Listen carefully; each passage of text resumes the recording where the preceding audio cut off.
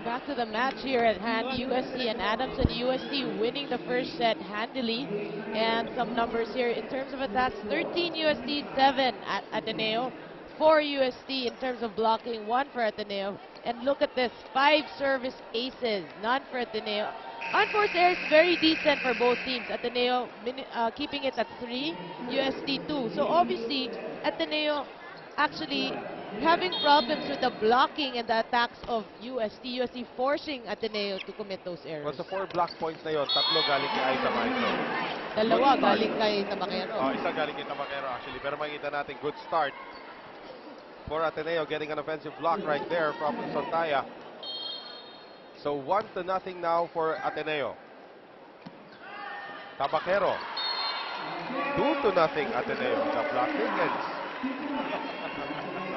Well, that's right. But Ateneo should continue what they're doing. You forget about the first set. You just played. We're in the second set. We play here. Point per point. Here's Soriano.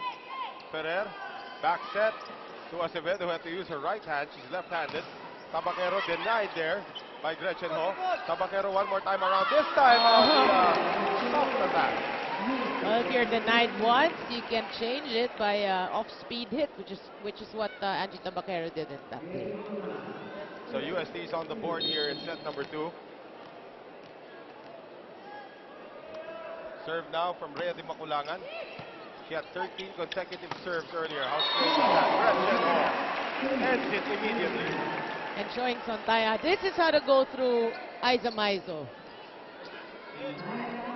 Gretchen Ho, of course, in the front line. If it's Fun Family Pizza, it's got to be Shakey's. Sontaya. Di Maculangan. Maizo blocked by Acevedo. Acevedo's been doing a pretty good job on the block. And Gretchen Ho tried her best as well. But it was out. So 3-2. Ateneo still on top. Let's take a look at this power spike brought to us by PLDT MyDSL. It's been all Tabakero so far. Gretchen Ho did her best, but it wasn't enough. That's right. And even blockers, if they get a hand on it, it goes out. Santiago with the serve. Acevedo. Santiago with the dig. Tabakero again. What did she eat for lunch? I want to have whatever she's eating for lunch.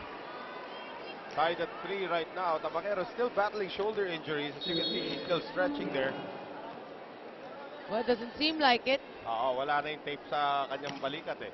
So, Santiago once again on the serve. Quick set ngayon, dropping it is Gretchen Ho.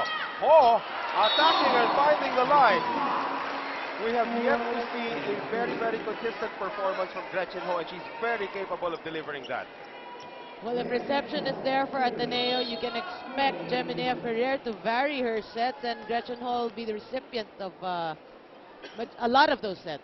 Pero Ho is like the junior version of Bea Pascual. She has to create her own